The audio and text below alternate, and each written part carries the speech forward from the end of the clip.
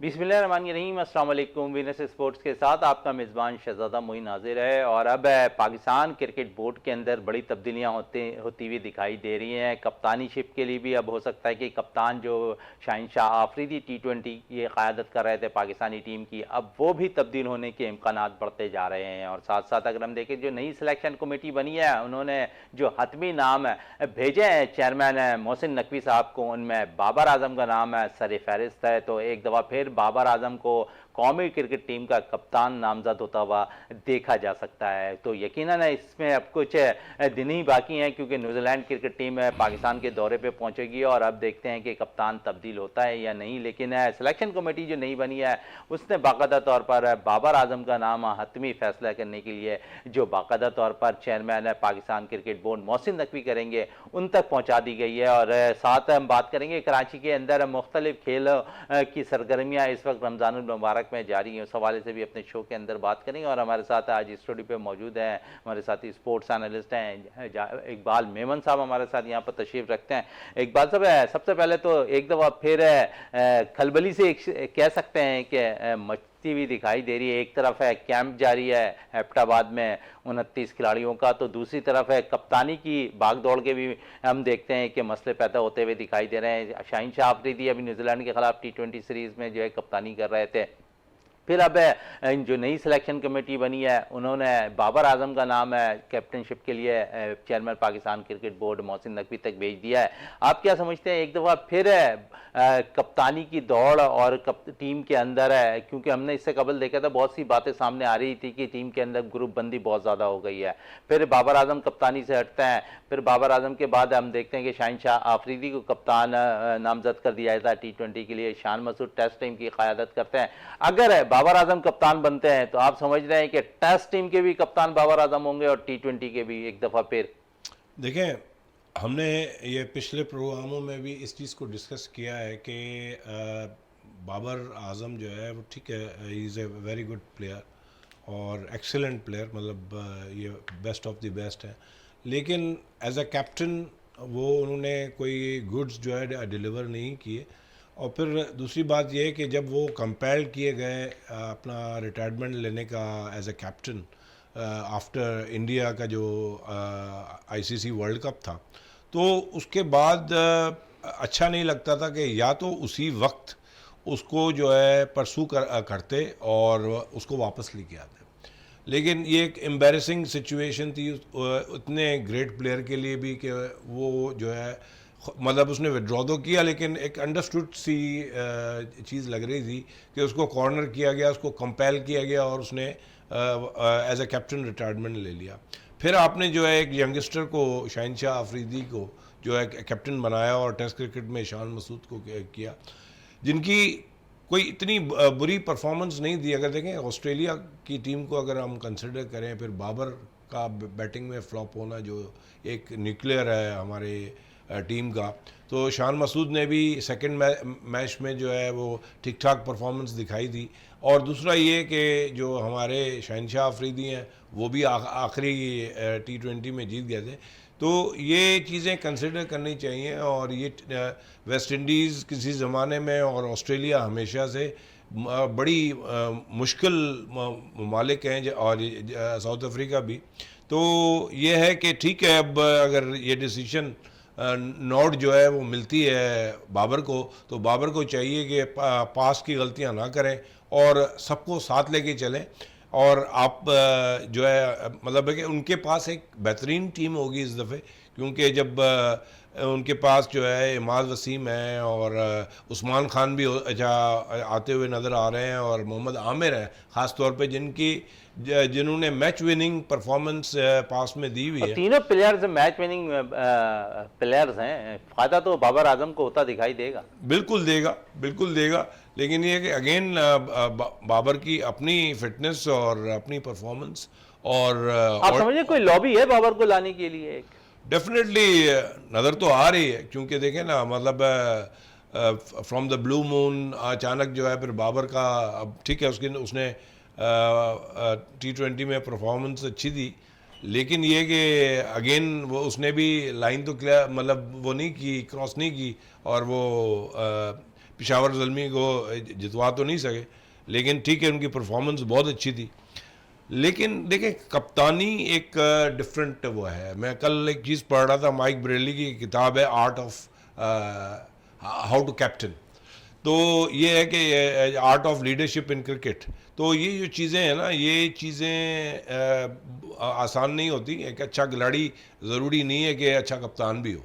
तो मैं समझता हूँ कि ठीक है, सिलेक्शन कमेटी ने ये चीज़ें कंसिडर की होंगी, लेकिन हमने ज़्यादातर यही देखा है कि अच्छे खिलाड़ी को जो है वो अच्छा कैप्टन समझा जाता है, लेकिन ऐसा होता नहीं है। तो आई डोंट नो, हम सिर्फ दुआ कर सकते हैं उनके लिए, और ये है कि अल्लाह अल्लाह करे वो कामयाब हो। अच्छा चलें, ये तो बाबर की बात हो गई है। अगर हम बात करें तो इस टीम के अंदर अब 2 से 3 फिर कप्तान हो जाएंगे, और आप समझते हैं कि इससे कबल भी अगर हम देखें तो पाकिस्तानी टीम में ऐसी सिचुएशन रही कि 2-2 3-3 कप्तान खेलते थे, और फिर बहुत ज़्यादा हम देखते कि परफॉर्मेंस पर भी असर पड़ता था। अगर हम बाबर की थोड़ी सी परफॉर्मेंस पे बात कर लें तो जब से वो कप्तानी से हटे, हम बारहा हम अपने शो के अंदर भी कहते हैं कि उनका स्ट्राइक रेट बड़ा बेहतर हो गया है, प्रेशर अपने ऊपर नहीं ले रहे, खुलकर खेल रहे हैं। इससे कबल भी वो कौमी टीम के लिए जब खेलते थे तो लंबी बारी खेलते थे, लेकिन शायद इनफरादी कारकर्दगी में उनकी टीम नहीं जीत पा रही थी। यहाँ पर अगर हम देखें तो अब उन्हें जो है बाकायदा तौर पर हमने देखा कि पाकिस्तान सुपर लीग के अंदर है वो बड़ा अच्छा परफॉर्म भी कर रहे थे, स्ट्राइक रेट बड़ा बेहतर था उनका। तो यहाँ उन पर प्रेशर होगा अगर दोबारा कैप्टनशिप उनको मिली तो? देखें, प्रेशर तो डेफिनेटली होगा, क्योंकि देखें ये जो इनका स्ट्राइक रेट है ना, इससे 19-20 का ही फ़र्क पड़ेगा, ज़्यादा नहीं फ़र्क पड़ेगा। तो ये जिस स्लॉट पे ये बैटिंग करते हैं उसको तो फ़िलहाल आप भूल जाए ना। बाकी इनके जो इर्द गिर्द जो खिलाड़ी हैं उन्हीं को जो है टेम्पो बढ़ाना पड़ेगा, और उन्हीं को जो है आगे लेके जाना पड़ेगा। ये जिस स्टाइल के बाबर खेलते हैं वो खेलते बहुत ज़बरदस्त हैं, लेकिन स्ट्राइक रेट उनका तकरीबन इतना ही होगा 120 से 140 के बीच में। तो मैं समझता हूँ कि जो इनके, मगर ये एक एडवांटेज हमें मिलता है बाबर का कि वो आउट जल्दी नहीं होते और वो विकेट पे खड़े रहते हैं। तो मैं समझता हूँ जो इर्द गिर्द के खिलाड़ी हैं उनका रोल जो है वो एक डिफरेंट आ जाता है, और फिर आखिर में आगे इफ्तिकार जैसा खिलाड़ी जो है वो जब 12-13 बॉलों पे 30-35 रन बना लेता है तो फिर जो है जाके टेम्पो बनेगा। तो अगर आप जीतना ही है तो उसके लिए आपको जो है ये जो उनके साथ हैं, साइम अयूब शुरू में है, फिर फ़खर इमाम है और फ़खर जमान है, और दूसरे जो भी खिलाड़ी हैं, रिजवान अच्छी फॉर्म में है। रिजवान अगर है। उस्मान टीम में शामिल हो जाते हैं तो एक बेनिफिट पाकिस्तान को और अच्छा हासिल हो जाएगा कि उस्मान जैसा बैटर जो मुसलसल इन फॉर्म है इस वक्त वो रन कर सकता है। फिर निचले नंबर पे आपने इफ्तिखार की बात की है, फिर अमाद वसीम है, आमिर है, नसीम शाह है, शाहीन शाह अफरीदी। ये पाकिस्तान की बैटिंग भी स्ट्रांग हो जाएगी और साथ साथ बॉलिंग भी। बिल्कुल। और देखें, आपने रिजवान की बात की तो रिजवान एक हार्ड हिटर भी है, लेकिन वो कोशिश करता है कि अपने एक दायरे में खेले। और साइम अयूब जो है वो अनऑर्थोडॉक्स शॉट्स भी खेलता है, और जो है इनोवेटिव भी खेलता है, उसमें आउट होने के भी चांसेस होते हैं।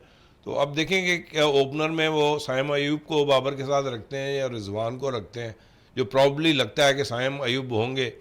तो मतलब ये कि एक नेक ख्वाहिशात हैं हमारी कि अल्लाह करे कि ये टीम जो है जेल होके खेले, और जो भी इनके रोल्स हैं वो जो है वो अपने एग्जीक्यूट करें। एग्जीक्यूट करें। और साथ साथ अगर हम थोड़ी सी, क्योंकि ऊपर नंबरों पे बैटिंग की बात कर लें, अगर टीम सिलेक्शन होती है तो साइम को आप कहाँ देख रहे हैं कि टीम सिलेक्शन में नज़र आ रहे हैं आपको? क्योंकि साइम का अगर मुकाबला है तो अगर हम देखें तो फ़खर जमान से होता हुआ नज़र आ रहा है। साइम इन फॉर्म रहे हैं, फ़खर आउट ऑफ फॉर्म रहे हैं। 3 सीरीज़ है, अब 3 सीरीज़ में आप समझते हैं कि फ़खर को भी अपना फॉर्म शो करना है क्योंकि उसके बाद वर्ल्ड कप है। देखिए, 5 मैचेस न्यूजीलैंड से काफ़ी होते हैं, और उसमें अगर पहले 2 मैचेस में फ़खर जो है फ्लॉप हो जाते हैं तो फिर साइम अयूब की बारी आ जाती है। और अगर मैं तो समझता हूँ कि जिस तरह का फॉर्म साइम अयूब को है तो फर्स्ट 11 में ही इनको, लेकिन फ़खर को अब कॉन्फिडेंस देने की ज़रूरत है। Exactly. क्योंकि बड़ा सीनियर प्लेयर है, बहुत वर्ल्ड कप करीब है, सीनियर प्लेयर की ज़रूरत होगी वर्ल्ड कप के अंदर। तो इन 3 सीरीज़ के अंदर फ़खर का इन्फॉर्म होना बहुत ज़रूरी है। अब कौमी कप्तान जो भी हो या मैनेजमेंट जो भी हो, उन्हें मुकम्मल एतमाद दे, उनको चाहिए कॉन्फिडेंस दें उनको, और उनको फर्स्ट प्रायोरिटी में रखें। ठीक है ना, सीनियर खिलाड़ी हैं, जिस तरह हमने आमिर की और इमाद की बात की थी, तो जब फ़खर जो है वो हमारे बहुत सीनियर खिलाड़ी हैं और उनकी बड़ी सर्विसेज हैं पाकिस्तान के लिए। और माजी में आईसीसी वर्ल्ड कप में के फाइनल में जो है उन्होंने सेंचुरी भी बनाई थी। तो देखें उनका वो बड़ा इम्पैक्ट प्लेयर है और डेफिनेटली इनको चाहिए कि उनको कॉन्फिडेंट जो है दें, ताकि जो है वो अपनी परफॉर्मेंस दिखाएं, अपनी गेम को निखारें और एक कॉन्फिडेंस डेवलप करें, ताकि वो एक इम्पैक्ट प्लेयर जो जिस तरह वो शुरू में रहे हैं इसी तरह रहें और पाकिस्तान के लिए कंट्रीब्यूट करें। बीट कर रहे हैं। थोड़ी सी बात आईपीएल की कर लें। बड़ा ज़बरदस्त कल आईपीएल में मैच खेला गया और जहां पर 277 रन आईपीएल के सबसे बड़ा स्कोर होता हुआ दिखाई दिया। और कल के मैच के हवाले से अगर बात करें तो गांधी स्टेडियम हैदराबाद में बम्बई इंडियंस ने टॉस जीतकर सनराइजर्स हैदराबाद को पहले बैटिंग करने की दावत दी और उन्होंने 277 रन जो आईपीएल का सबसे बड़ा स्कोर है वो बना दिया। क्या कहेंगे, बड़े चौके और छक्कों की बरसात हुई है कल। देखें ये तो मतलब है कि डिपेंड करता है कि क्यूरेटर्स पे कि पिच कैसी बनाई है और फिर क्रिकेटर्स पे कि उससे कितना भरपूर फ़ायदा उठाते हैं उस पिच पे। और डेफिनेटली आईपीएल में जो जिस तरह के खिलाड़ी हैं, ख़ास तौर पे इंडियंस एंड फॉरेनर्स, उनकी लेवल जो है वो बहुत ज़बरदस्त है। और 277 हमारी मतलब है कि सोच से बहुत ज़्यादा रन्स हैं और ये क्राउड के लिए भी बहुत बेहतरीन है। तो ज़बरदस्त मतलब है कि ये आपने कहा कि हैदराबाद सनराइजर्स जो है, जी जी हाँ, तो ये बेहतरीन जो है स्कोर है और डेफिनेटली ये क्राउड के लिए तो बहुत ही अच्छा है, क्राउड पुलर है ये। और ऐसे तो मतलब है कि इससे भरपूर एंटरटेनमेंट मिलती है क्राउड को और क्रिकेट के लिए भी ये बहुत अच्छा है। अच्छा, थोड़ी सी क्योंकि अब बड़ी बातें हो रही हैं कोचिंग के हवाले से, ऑस्ट्रेलियन कोचेस के हवाले से अगर हम बात करें, जेसन गिलेप्सी का नाम बड़ा आ रहा है अब कि हो सकता है वो पाकिस्तान क्रिकेट टीम के कोच बन जाए। पाकिस्तान क्रिकेट बोर्ड की जो अगर देखें तो सरबरा जो हैं बाकायदा तौर पर मोहसिन नकवी साहब जो चेयरमैन है पाकिस्तान क्रिकेट बोर्ड के, वो बहुत ज़्यादा फोकस आप नहीं समझ रहे हैं कि गैर मुल्की कोचेस को करते दिखाई दे रहे हैं। गोया कि हमारे पास भी बड़ा टैलेंट है, हमारे पास भी बड़े लेजेंड प्लेयर हैं, लेकिन उनसे वो फ़ायदा उठाना नहीं चाह रहे हैं क्या? देखिए हम लोग शुरू से ही जो है ना वो मरगूब हैं गोरों के, और इस वजह से मैं समझता हूँ कि हमें अपने खिलाड़ियों पे एतमाद नहीं है। और जिससे ये ज़ाहिर होता है कि अब यही खिलाड़ी जो इस वक्त खेल रहे हैं वो फ्यूचर में मतलब अभी वो लेजेंड्स हैं और फ्यूचर में फिर इनको जो है निगलेक्ट किया जाएगा। तो ये बात समझ में नहीं आती। हाँ, एक प्रॉब्लम ज़रूर होता है लोकल कोच का कि उसको फेवरेटिज्म कर जाता है कि कहीं हमारे एक कस्टम्स में, एक सोसाइटी के फैब्रिक में ये है कि कुछ खिलाड़ी चमचागिरी करके उनको अपना बना लेते हैं। तो ये इश्यूज ज़रूर हैं, लेकिन ये कि हमारे पास बेहतरीन कोचेज़ हो सकते हैं और सिर्फ इन्होंने चेक करना है कि भाई किस तरह के हमारे कोचेज़ हैं जो वो करें। तो इस चीज़ को भी कंसिडर किया जाए, सिर्फ फॉरेनर्स को नहीं। तो ये थर्ड वर्ल्ड कंट्रीज़ के लिए ये बड़ा इशू है कि वो जो है फॉरेनर्स को ढूंढते फिरते हैं। तो अगर फॉरेनर्स को भी ढूंढना ही है तो फिर ये ज़रूरी क्यों है कि ऑस्ट्रेलिया या इंग्लैंड से या न्यूजीलैंड से उनको बुलवाया जाए। अब जिस तरह संगाकारा भी एक बेहतरीन क्रिकेटर रहा है और वो कोचिंग भी करता है। तो ऐसे खिलाड़ी को कंसिडर किया जाए जिनका मतलब है कि वर्ल्ड क्लास उसमें आता है, टॉप 20 के हिस्ट्री के अंदर जो है उनकी एवरेज है as a batsman, wicket keeper तो उसके अलावा। तो देखें मतलब है कि खिलाड़ी और कम से कम वो लोकल भी है और वो उसकी जो मतलब कम्युनिकेशन होगी उसकी प्लेयर्स के साथ, और जो वो कुछ कहेगा वो इंटेलिजिबल होगा प्लेयर्स को। गोरों के साथ तो देखें मकसद ये है कि आप कितने भी अंग्रेज़ी सीख लें, लेकिन बहुत सारी चीज़ें होती हैं जो वर्ड की मीनिंग, सरफेस मीनिंग एक अलग होती है और हिडन मीनिंग अलग होती है। वो क्या कहना चाहता है, आप क्या उसको समझ रहे हैं, वो एक प्रॉब्लम होता है। तो कम्युनिकेशन गैप भी होता है। तो बेहतर ये है कि अगर आपने अपने लोकल कोचेस को नहीं समझते, तो फिर आप जो है इनको अच्छा, कंसिडर। लोकल कोचेस को क्यों नहीं समझते इकबाल साहब? अगर हम देखें तो लेजेंड हमारे पास बड़े मौजूद है। बिल्कुल, जावेद मियांदाद एक बड़ा जावेद नाम है, मियांदाद नवाब उल हक हैं, हमारे और पास बड़ा नाम है, रिसेंट पास मोहम्मद के यूसुफ एक हमारे बड़ा नाम यूनुस है, खान हैं, यूनुस खान देखें है, वसीम बड़े, अकरम है, वक्कार यूनुस है। हाँ, वसीम अकरम है। क्योंकि देखिए वसीम अकरम का एक फ़ायदा है कि वो ऑलराउंडर है, बॉलिंग ऑलराउंडर है, लेकिन ये कि वो बैटिंग को भी कुछ ना कुछ समझते हैं। और ऐसे जब जो है कोचेस को हम लेके आए। बाकी ये है कि हमें अगर उनकी अंग्रेज़ी इम्प्रूव करानी है तो फिर तो वो एक अलग चीज़ है। क्योंकि देखिए हम पहले भी इस चीज़ पे हम एम्फसाइज़ कर चुके हैं कि ये जो प्रोफेशनल क्रिकेटर्स होते हैं ना शहजादा, इनको कोचिंग की ज़रूरत नहीं होती, इनकी फ़ाइन ट्यूनिंग की ज़रूरत होती है और एक कॉन्फिडेंस देने की ज़रूरत होती है। और जो अपना जो कोच होता है ना, वो एक्चुअली होता है एक साइकोलॉजिकल रिहेबिलिटेशन क्रिएट करता है। अब जिस तरह हम फ़खर जमान की बात कर रहे थे कि उसको कॉन्फिडेंस देने की ज़रूरत है, तो ऐसे जो खिलाड़ी थोड़ा सा डाउन हो जाते हैं तो उनको उठाते हैं। तो इस वजह से मैं समझता हूँ कि हमारे पास बहुत अच्छे खिलाड़ी हैं पास्ट में भी, और उनके कोई भी कंट्रोवर्सीज नज़र नहीं आती उनकी क्रिकेट प्लेइंग टाइम पे और उसके बाद भी।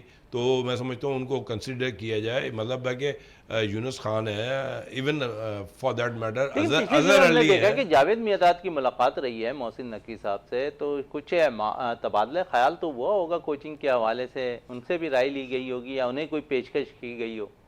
हाँ, हो सकता है, प्रॉब्ली हो सकता है। देखिए जावेद मियांदाद की मैं अगर बात करता हूँ तो वो बेहतरीन कैप्टन भी रहे हैं, बेहतरीन कोच भी रहे हैं, और मतलब हम उसको राइट ऑफ नहीं कर सकते। लेकिन ये कि अगेन एक वो मतलब एक जनरेशन गैप ज़रूर है, ठीक है ना, और उनकी जो भी कम्युनिकेशन होगी वो थोड़ी सी डिफरेंट होगी। लेकिन ये जो जिनका नाम मैंने अभी लिया, यूनुस खान है, वसीम अकरम है, अजहर अली हैं, ये रिसेंट पास के खिलाड़ी हैं। और मतलब है कि वसीम अकरम काफ़ी अरसे तक खेलते रहे हैं, तो और मैं समझता हूँ कि ये लोग जो है ज़्यादा मौजू रहेंगे इसके लिए, अपना कोचिंग के लिए। तो नॉन कंट्रोवर्शियल हो और कोई भी कम्युनिकेशन गैप ना हो, और जो भी कोच कहना चाहता है कप्तान को और खिलाड़ियों को, वो इंटेलिजिबल हो और क्लियर हो खिलाड़ियों को। चलें, खिलाड़ियों के लिए बेहतर हो। थोड़ी सी बात कर लें क्योंकि फिटनेस कैंप इस वक्त काकुल में लगा हुआ है एबटाबाद में, और 29 खिलाड़ी इस फिटनेस कैंप में तैयारी कर रहे हैं। कैसा देख रहे हैं कि वो बड़े सख्त ट्रेनिंग पहले दिन खिलाड़ियों हाँ, ने मुझे किया है? तो मतलब ये क्रिकेट से ज़्यादा लगता है कि ये इनको आर्मी में भर्ती करेंगे, और ये बड़ी टफ इनकी होती है ट्रेनिंग। लेकिन ये कि again cricket itself is a tough game, और क्रिकेटिंग जो एथलीट्स हैं और उनके लिए कोई बड़ी बात नहीं होनी चाहिए। और अगर एक वो लेवल 2 मराहिल में उन्होंने कल ट्रेनिंग की है, और फिर बारिशें भी हो गई हैं तो थोड़ा सा इंडोर भी उन्होंने जो है ट्रेनिंग की है, तो एंजॉय भी किया है क्रिकेटर्स ने कल। एग्जैक्टली। और दूसरी बात ये कि शहजादा देखें इनकी जब भी एक चीज़ तो है कि अगर जब गोरा कोच होता है तो उनकी ट्रेनिंग बड़ी टफ होती है, और इन्होंने भी अगर लेवल 1 से भी अगर थोड़ी सी ऊंची करा दी है तो कोई उसमें मुज़ायका नहीं है, खिलाड़ियों के लिए अच्छा है। आई डोंट नो कि हारिस रऊफ कैसे कर रहे होंगे, क्योंकि वो जब टेस्ट क्रिकेट से भाग रहे थे फिटनेस की वजह से, तो वो उनके लिए ट्रेनिंग कैसी होगी। बाकी अदरवाइज़ तो मैं समझता हूँ कि प्रॉब्लम नहीं होना चाहिए। और क्योंकि भागना दौड़ना, फील्ड में डाइव मारना, एक मतलब एनर्जी की क्रिएट होती है, और ऐसी ट्रेनिंग से आपकी एजिलिटी और एंड्योरेंस बढ़ता है। तो मैं समझता हूँ कि इसमें कोई मुज़ायका नहीं है, और थैंक्स टू पाकिस्तान आर्मी के ये इनको ये ट्रेनिंग दे रहे हैं, और मैं समझता हूँ कि ये चीज़ कंटिन्यू होनी ये चाहिए। चीज़ कंटिन्यू होनी चाहिए। लेकिन अगर हम बात करें माजी में थोड़ी सी, 2016 में भी पाकिस्तानी टीम ने बाकायदा तौर पर काकुल में जाके एबटाबाद में पाक फौज के ज़ेर निगरानी ट्रेनिंग की थी, और फिर पाकिस्तानी टीम ने इंग्लैंड का दौरा किया था। वहाँ इंग्लैंड में बड़ी अच्छी परफॉर्मेंस पाकिस्तानी टीम ने दिखाई थी। क्या कहेंगे इस हवाले से कि फ़ायदा तो होगा इस ट्रेनिंग का भी? डेफिनेटली होगा। देखें मैं आपको ये एक बात बता दूं ना, कि जो थोड़ा बहुत कहीं ना कहीं जिस्म में जंग होता है ना, वो भी निकल जाता है, और चर्बी अरबी कम हो जाती है, और एजिलिटी आपकी बढ़ जाती है। तो देखें ये जो स्पोर्ट्समैन की परफॉर्मेंस है ना, देखें आय अच्छी होना, स्किल्स अच्छे होना, वो एक एक अलग चीज़ है। लेकिन ये कि अगर आपके अंदर कोई एजिलिटी नहीं है, वो भाग दौड़ नहीं है, फुर्ती नहीं है, तो फिर प्रॉब्लम हो जाता है। और जिस तरह माशाल्लाह हमारे खिलाड़ी, जिसमें शादाब हैं, दूसरे भी खिलाड़ी हैं जो डाइव करके कैचेस पकड़ते हैं, तो उसके लिए ये ट्रेनिंग्स तो कोई मतलब मसला नहीं होनी चाहिए, और ये इनको ज़्यादा मज़ीद फिट करेंगी। और मैं समझता हूँ कि इसके आगे जो है वो बड़े इफ़ेक्टिव किस्म के वो असरात नज़र आएंगे। अच्छे असरात नज़र आएंगे। अब शाहिद आफरीदी भी थोड़ा सा बोल पड़े हैं अपने दामाद है शहनशाह आफरीदी के लिए कप्तानी के हवाले से। कप्तानी एक अलग मामलात है। अगर आप देखें तो इस वक्त मौजू तरीन कप्तान आपको कौन लगता है, आपकी राय क्या है इकबाल साहब?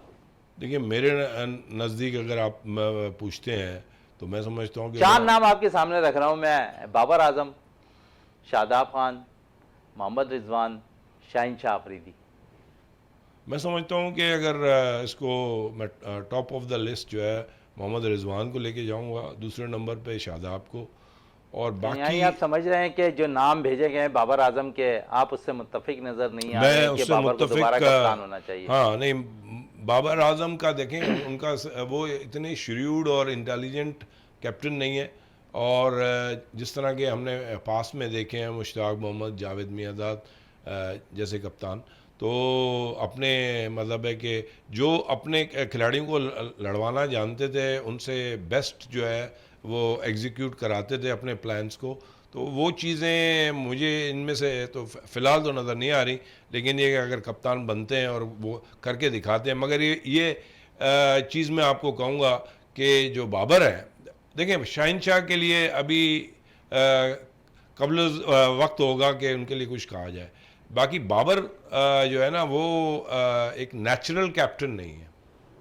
नेशनल कप्तान नहीं है। आप नेशनल कप्तान इन 4 में से फिर किसे करार देंगे? मैं समझता हूँ कि रिजवान में वो क्वालिटीज़ हैं, उनके शॉक ऑब्जर्वर्स भी माशाल्लाह अच्छे हैं, रोल्स रॉयस इस जैसे बेस हैं, पे तो नहीं कह वो रहे बर्दाश्त क्या कि करते मुल्तान हैं। सुल्तान है कंटिन्यू फाइनल खेल रही है? सिर्फ ये नहीं, उनका ऑन द फील्ड जस्टिस जो नज़र आते हैं, अगर आप उनको कंपेयर तो करें। शादाब को भी आप देख लें ऑन द हाँ, फील्ड, आपको शादाब जबरदस्त एग्रेसिव है। किस्म का कप्तान है। थोड़ा सा एग्रेसिव भी होना चाहिए कप्तान जी को। हाँ, जी हाँ, मगर रिजवान भी उतना ही है। और देखें जिस तरह के हमारे मुल्तान ने जो है मैचेस हारे हैं पिछले फाइनल्स, उनमें 19-20 का फ़र्क था, तो उससे हम एकदम रिजवान का ग्राफ गिरा नहीं सकते। और स्टैट्स पे नहीं जाएंगे हम, उस पर देखेंगे कि उनके बॉलिंग चेंजेस कैसे हैं, फील्डिंग कैसी है, या वो करवाते हैं। तो मैं समझता हूँ कि अगर रिजवान नंबर 1 है तो नंबर 2 शादाब है, या दोनों एट पार हैं। मगर ये कि ठंडे तबीयत के रिजवान ज़्यादा हैं, वो ज़्यादा एक मेच्योरिटी का वो मुजाहरा कर सकते हैं। शादाब जो है वो कुछ ज़्यादा एग्रेसिव भी हो जाते हैं, कहीं आउट ऑफ कंट्रोल भी लेकिन हो जान मारते हुए नजर आते हैं फील्ड में शादाब है, और खिलाड़ियों को जो है बैकअप भी कर रहे होते हैं। तो आप समझते हैं कि बहुत ज़्यादा ज़रूरी होता है फील्ड के अंदर बैकअप? सबसे बड़ी चीज़ ये होती है कि लीड बाय एग्जाम्पल। वो क्या करते हैं कि खुद जाके लॉन्ग ऑन पे खड़े आते हैं। नहीं तो कप्तानों को हमने नहीं देखा कि लॉन्ग ऑन पे ये बाउंड्री ये बाबर की मिसाल दे रहे हैं शादाब? ये शादाब की। तो ये चीज़ जो है ना, ये बड़ी उनमें क्वालिटी नज़र आई है कि वो अपने आप को उन्होंने देखा कि भाई शायद मैं ही बेस्ट फील्डर हूँ और यहीं पे आएगी, और ख़ुद जाके खड़े हो गए। तो ये सेट करते हैं वो एग्जाम्पल दूसरों के लिए कि भाई देखो इस तरह होता है। तो ये और मैं समझता हूँ उनकी कामयाबी का राज। कामयाबी की कप्तानी पे बात हो रही, तो चारों नाम मैंने इसलिए लिए कि चारों ही कप्तान है पाकिस्तान सुपर लीग में कप्तानी भी कर रहे थे अपनी फ्रेंचाइज की, और खुद आपने मिसाल दी कि तब्दीलियों के हवाले से बड़ा अच्छा करते दिखाई दिया ग्राउंड्स के अंदर। मोहम्मद रिजवान, शादाब है ऑन द फील्ड बड़ी अच्छी कप्तानी कर रहे हैं। बॉलिंग तब्दीली में हमने देखा कि रिजवान बड़ी ज़बरदस्त है तब्दीलियां लेकर आ रहे थे अपनी टीम को, जहां पर दीगर बैटर्स रन कर रहे हैं तो वहाँ फ़ौरन तब्दीली करते बॉलर्स की, किस बॉलर स्पिनर्स को लाना होता है या फास्ट बॉलर्स को लाना होता है। तो वहाँ पर वो आप समझ रहे हैं कि ये कप्तान के अंदर एक सोच होनी चाहिए कि मुझे किस टाइम पे कौन सा बैटर अच्छा खेल रहा है। लेकिन ये मैंने अभी थोड़ी देर पहले इसी बात पे कहा था कि रिजवान जब हम कप्तान को देखते हैं ना, तो ऑन द फील्ड एक तो वो अपने आप को कितना कंपोज रखता है, फिर बॉलिंग चेंजेस वो कैसे कराता है। तो रिजवान के डेफिनेटली वो मार्क्स बढ़ जाते हैं। लेकिन हैविंग सेड दैट, मैं समझता हूँ कि शादाब और रिजवान को जो है ना मैं बॉलिंग चेंजेस में एट पार समझता हूँ, और डिसीजन मेकिंग जो है वो अपने वेपन्स को कैसे इस्तेमाल करते हैं, और वो मतलब एक जो है सिचुएशन का इनको सेंस होता है कि अब हमने कौन सी तब्दीली लानी है, और वो फिर वो एग्जीक्यूट करते हैं फील्ड पे, और अपने बेस्ट से बेस्ट जो बॉलर है उस वक्त के लिए, उस बैट्समैन को आउट करने के लिए वो उसको लेके आते हैं, और उसको फिर वो फील्डिंग भी उस तरह की देते हैं, तो बैट्समैन को वो ट्रैप करते हैं और फिर वो एग्जीक्यूट होता है। चलें, बैट्समैन को ट्रैप करते हैं और उसके बाद आउट करने की कोशिश करते हैं अपनी कप्तानी के बलबूते पर। इकबाल साहब, थोड़ी सी बात बाबर की क्योंकि रह गई है। बाबर कप्तान अगर हो जाते हैं तो टीम से माजी में 2 खिलाड़ियों ने जो रिटायरमेंट ली थी, मोहम्मद आमिर और अहमद वसीम, अगर टीम में सेलेक्ट हो जाते हैं तो इम्पैक्ट कितना पड़ेगा, क्योंकि माजी में बाबर आजम हिमायत में नहीं थे इन दोनों प्लेयर्स के। देखें, वो अंग्रेज़ी में कहते हैं रिलक्टेंटली एक्सेप्टेबल, ठीक है ना, तो वो रिलक्टेंटली ना चाहते हुए भी उसको जो है आपने जो है एक्सेप्ट करना, तो ये है कि अब उनको करना तो पड़ेगा, क्योंकि for the sake of Pakistan team. और दूसरी बात ये कि उसमें उनको भी खुद को भी एडवांटेज है, और ये एडवांटेज उनको तब नज़र आएगा जब ये खिलाड़ी जो है वो वैल्यू ऐड करेंगे, इम्पैक्ट दिखाएंगे, और मैच जितवाएंगे, कभी कभी सिंगल हैंडेडली जितवाएंगे, तो फिर इनको महसूस होगा कि मेरे डिसीशंस सही थे, बोर्ड के डिसीजन सही थे, मैं इनको लेके चलता हूँ। और देखें, चैलेंज ही वो होता है जो चीज़ आपको ना पसंदीदा हो और उसको ही आप साथ अपने साथ लेके चलें, और फिर जो है आप जाके एग्जीक्यूट करें और वो मैचेस जीतें, तो फिर उसका मज़ा ज़्यादा आएगा। चलें, उसका मज़ा ज़्यादा आएगा, क्योंकि अगर हम देखें तो बहुत ज़्यादा कप्तानी पे हमने बात कर ली, थोड़ी सी खिलाड़ियों की परफॉर्मेंस पे भी बात कर लें। अब ऐसा लगता है कि 2-3 प्लेयर्स टीम के अंदर इन होते हुए दिखाई दे रहे हैं। आप क्योंकि एक बड़ी बातें हो रही हैं उस्मान खान के हवाले से, क्या समझते हैं कि किस तरह आप अब उस प्लेयर्स को टीम के अंदर इंक्लूड कर सकते हैं? माजी में ऐसा कुछ होता रहा है? देखिए, हो तो सकता है, क्योंकि जब आपने एक जो है प्रीमियर लेवल का एक टूर्नामेंट कराते हैं तो उसका मकसद सिर्फ ये नहीं होता कि एंटरटेनमेंट, उसमें यही होता है कि आप पिक एंड चूज़ कर सकें बेस्ट लॉट। तो इस वक्त आपके जो भी 29 प्रोबेबल्स हैं सिलेक्शन के लिए, वो बेस्ट ऑफ द बेस्ट है, और उनमें से बेस्ट ऑफ द बेस्ट आप निकालेंगे 11, ठीक है, तो उसमें उस्मान खान तो आते हैं, ठीक है। बाकी ये कि अगर कोई इफ़ एंड बट्स हैं तो वो एक अलग चीज़ है, लेकिन ये कि अगर on the basis of performance, existing performance, तो ये उस्मान खान की जगह बनती है। उस्मान खान की जगह बन रही है। थोड़ी सी स्पिन डिपार्टमेंट पे अगर हम आ जाएं तो उसामा ने बड़ी ज़बरदस्त कारकर्दगी दिखाई है, इससे पाकिस्तान सुपर लीग के अंदर है और सबसे ज़्यादा विकेट टेकर बॉलर थे पाकिस्तान सुपर लीग में। अब उसामा और शादाब, फिर अम्माद टीम में अगर आ जाते हैं तो 3 बॉलर्स हैं, और फिर मोहम्मद नवाज़ का कैरियर कैसा देख रहे हैं आप? क्योंकि कैंप में मोहम्मद नवाज़ भी मौजूद हैं इस वक्त, जो फिटनेस कैंप है काकुल में लगा हुआ है। देखें, मोहम्मद नवाज़ की मैं उनसे कोई क्रेडिट नहीं लेके जा रहा कहीं भी है, लेकिन ये कि मोहम्मद नवाज़ जो है वो एक एवरेज परफॉर्मेंस रहे हैं, परफॉर्मर रहे हैं, और मैं नहीं समझता कि कोई वो एक्स्ट्रा ऑर्डिनरी है। जो अब खिलाड़ी आए हैं वो थोड़े से एक्स्ट्रा ऑर्डिनरी हैं, और मैं समझता हूँ कि उनके चांसेस ज़्यादा हैं, अहमद वसीम खेलेंगे, और जो है नवाज़ को चांस आगे चल के मिल सकता है, टॉप 18 में वो आ सकते हैं, और ये है कि अगर कोई इंजर्ड होता है तो फिर उनको अभी भी आप समझ रहे हैं मोहम्मद नवाज़ की जगह बन रही है पाकिस्तान T20 स्क्वाड के अंदर? देखें, मैंने आपको बताया ना कि वो एक एवरेज खिलाड़ी हैं, अब डिपेंड करता है कि परफॉर्मेंस तो अच्छी नहीं है उनकी पिछले 2 परफॉर्मेंस साल भी में। अच्छी नहीं है। अगेन, जब हम बेस्ट ऑफ द बेस्ट कहते हैं तो उसमें तो वो नहीं आते, डेफिनेटली नहीं आते। तो फिर 18 स्क्वाड के लिए कैसे नाम आ जाएगा? नहीं, वो बहुत मुश्किल है, लेकिन ये कि अब जब उन्होंने उनको 29 में रखा है तो मुझे नहीं समझ में आ रही कि क्या समझ के रखा है, क्योंकि हम जब ये बात कर रहे हैं कि जो बेस्ड यंग ऑन ब्लड को हम मौका देंगे। एग्जैक्टली उसकी जगह पे तो कम से कम होता था। इफ्तिकार का तो चलें, देखें, इफ्तिकार ने करके दिखाया है, चाचा ने अभी परफॉर्म करके दिखाया है, इसका मतलब है कि ही हैज़ ईयर और 2 इन हिम टू प्ले। तो ये है कि नवाज़ जो है, ठीक है, उन्होंने अपना मेरा ख्याल है कि जितना वो डिज़र्व करते थे उससे ज़्यादा ही खेल लिया, और ये है कि अब मौका जो है यंगस्टर्स को दिया जाए। मौका यंगस्टर को दिया जाए। और अगर थोड़ा सा मिडिल ऑर्डर पे हम बात कर लें, आज़म खान और इफ्तिखार ने प्रूव कर दिया। आज़म कुछ मैचेस में चले पाकिस्तान सुपर लीग में, लेकिन परफॉर्मेंस वैसी नहीं रही। अब क्योंकि न्यूजीलैंड के खिलाफ सीरीज़ है, आप समझते हैं एक मौका और आज़म को मिलता दिखाई दे रहा है? हाँ, देखिए आपने जब फिटनेस की बात की और आर्मी की बात की तो पहले तो वहीं पर पता चल जाएगा कि वो कितनी अपनी फिटनेस और कितने पाउंड्स अपने कम करवाते हैं, क्योंकि वहाँ पे जब क्या वो जो है फिट रहते हैं उसके बाद या नहीं। और दूसरी बात ये कि देखें आज़म खान खेलते तो बहुत अच्छा है, लेकिन अभी तक वो बिट्स एंड पीसेस में ही उन्होंने परफॉर्म किया है। कोई एक्स्ट्रा ऑर्डिनरी एक ही कोई जो है 71 को कोई बनाए थे उन्होंने। बाकी ये है कि जितनी देर भी वो खड़े होते हैं कोशिश करते हैं कि उनका स्ट्राइक रेट जो है वो 130 140 हो। तो बाकी ये कि कितना इम्पैक्ट वो क्रिएट करेंगे I don't know.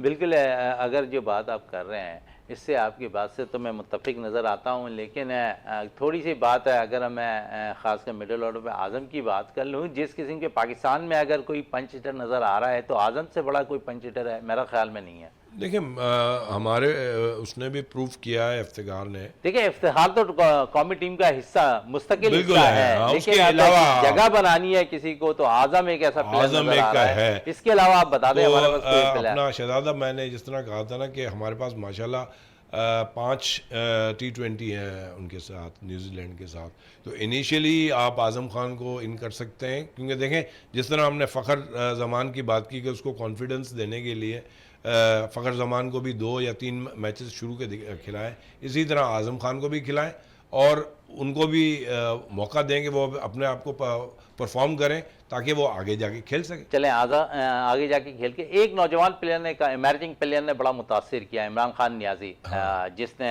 Pakistan super league में अच्छी हिटिंग की, बारी लंबी नहीं खेली, 35 30 25 की लगभग तकरीबन ही बारी खेलते नजर आए, लेकिन मुतासिर काफ़ी किया अपने हार्ड हिटिंग से। क्या समझ रहे हैं कि इनमें आज़म के बाद इमरान खान नियाजी को भी आप मौका फराम कर सकते हैं? देखें मैं एक चीज़ में बताऊं कि इमरान खान नियाजी को डेफिनेटली इसकी जगह बनती है, और जब आप आउट ऑफ बॉक्स सिलेक्शन करते हैं तो मैं समझता हूं कि आप रिस्क लेके इमरान खान नियाजी को पहले चांस दे सकते हैं आज़म खान के मुकाबले में। और यंगस्टर्स जो होते हैं वो ज़्यादातर कामयाब हो जाते हैं, क्योंकि उनकी एजिलिटी और इंड्योरेंस ज़्यादा होता है, फुर्ती ज़्यादा होती है, आय ज़्यादा होती है, फिर उनकी मोटिवेशन बहुत ज़्यादा होती है।